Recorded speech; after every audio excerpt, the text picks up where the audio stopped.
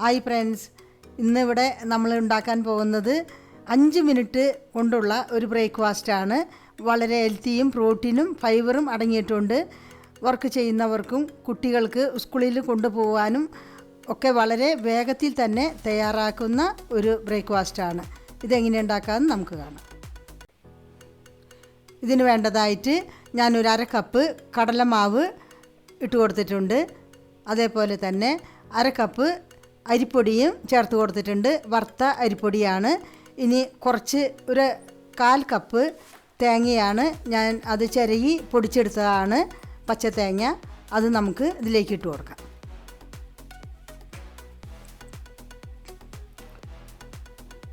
അങ്ങനെ തേങ്ങ ഇതിലേക്ക് ഇട്ട് കൊടുത്തു.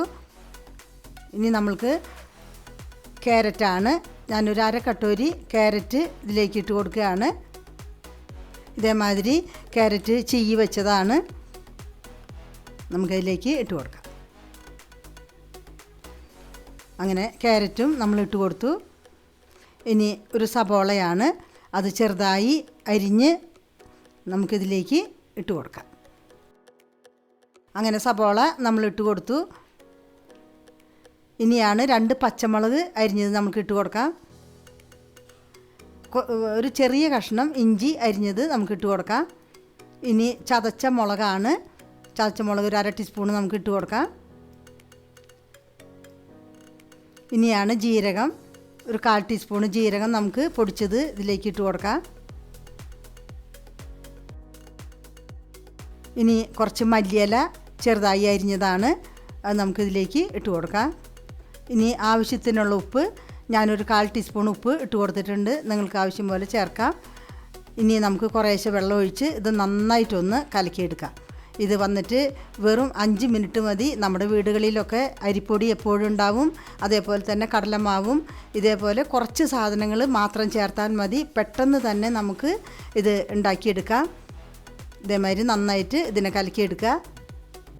നമ്മുടെ ചാനലിൽ ഇതുവരെ നിങ്ങൾ സബ്സ്ക്രൈബ് ചെയ്തിട്ടില്ലെങ്കിൽ ഇത് ഒന്ന് സബ്സ്ക്രൈബ് ചെയ്യാനും അതുപോലെ ഷെയർ ചെയ്യാനും ലൈക്ക് ചെയ്യാനും മറക്കരുത്. ഞാനിതിന് വേണ്ടിയിട്ട് 2 മുട്ട ഒരു ബൗളിലേക്ക് ഒഴിച്ചു കൊടുക്കുകയാണ്. ഇനി ഇതിലേക്ക് നമ്മൾ ഒരു വളരെ കുറച്ച് കുരുമുളക് പൊടി ചേർത്ത് കൊടുക്കാം.